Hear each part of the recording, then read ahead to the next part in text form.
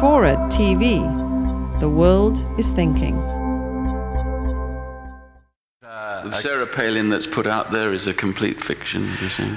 Yes, the Sarah Palin that's been sold to us by the Republican Party as an efficient administrator, as someone who is a maverick who goes up against entrenched interests, and someone, frankly, who is a great mother. If you talk to people up there, you get a different story. So essentially, I think Sarah Palin is a creation of the very right-wing evangelical political machine in the valley that she comes from, the Matsu Valley area of Alaska.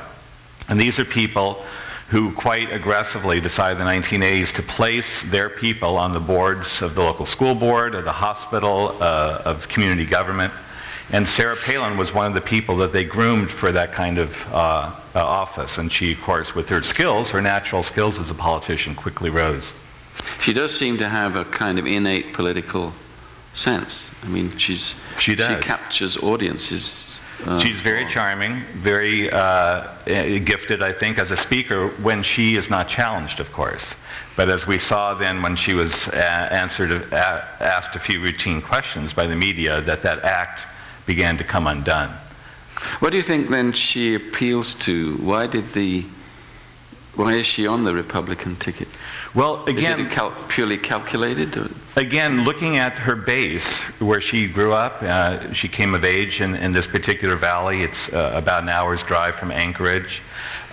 These are people who hail from Texas and Oklahoma, many of them oil workers, came up there in the oil boom in Alaska. And the evangelical church was their family, and it really did shape, I think, who she is. It's a sense of absolutes, of good versus evil, and she thinks very much that she's on a crusade, I think. So she believes it. She's sincere. I think she truly does. Mm-hmm. Many people have said that George W. Bush, who might have been our first evangelical president, was not a true believer. But I think that it was more cynical on his part in some regard.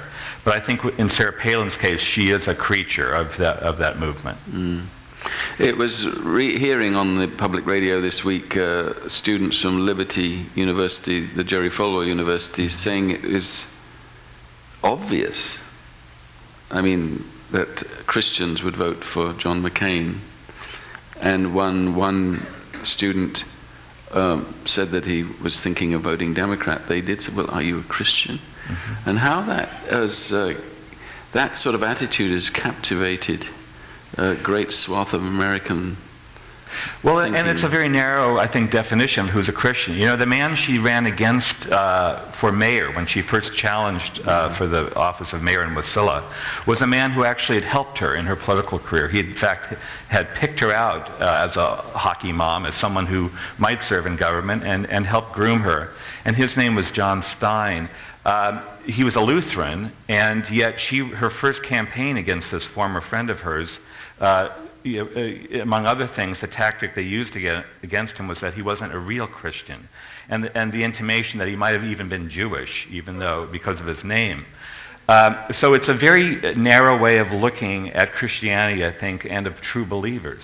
Yeah, yeah. If you had her here, what would you like to ask her? Well, lately, of course, you brought up, of course, 1968, and that's all on our minds now, the parallels between that very tumultuous presidential race and today's.